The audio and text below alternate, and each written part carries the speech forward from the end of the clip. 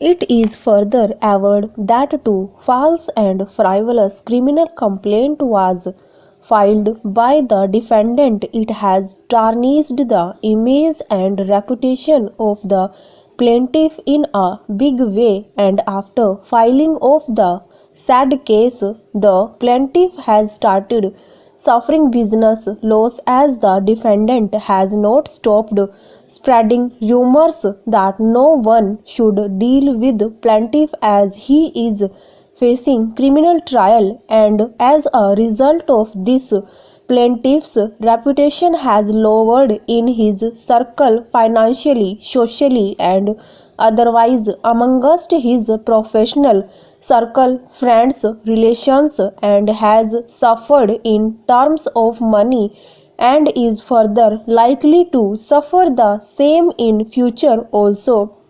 It is further averred that the ill intention of the defendant did not stop, and even after the acquittal of the plaintiff, the defendant again sent a false and baseless demand notice, which was duly replied by the plaintiff on 4 August 2014. Stop.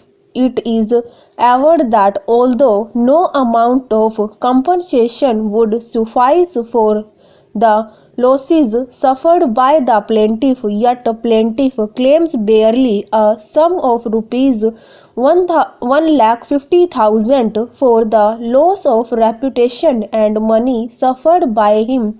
Further, rupees 1,50,000 for false and malicious prosecution of case under Section 138 of Negotiable Instruments Act, in which plaintiff was acquitted, and hence the present suit has been instituted by plaintiff for decree of rupees 3 lakh against defendant, along with interest at the rate of 18% per annum from the date of suit till its realization.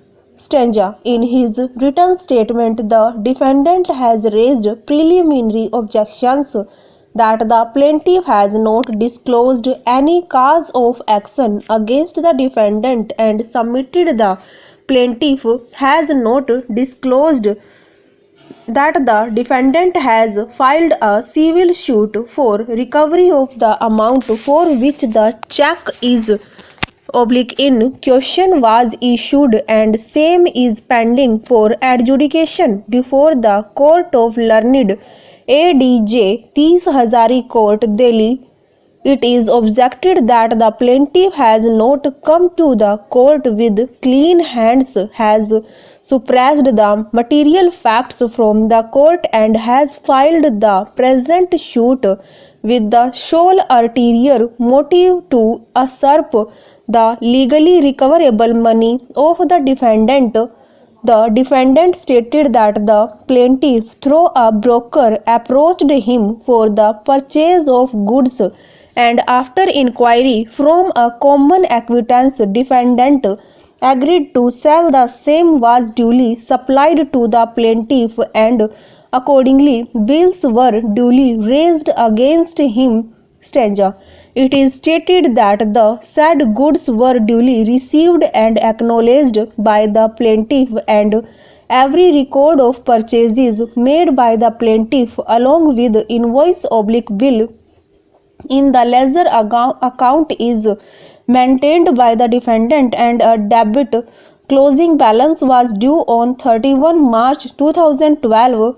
It is further stated that the defendant has duly filed the audited account of his firm for the year ending 31 March 2013 with the concerned authority, and further deposited value added tax to the government with respect to the sale transaction in question.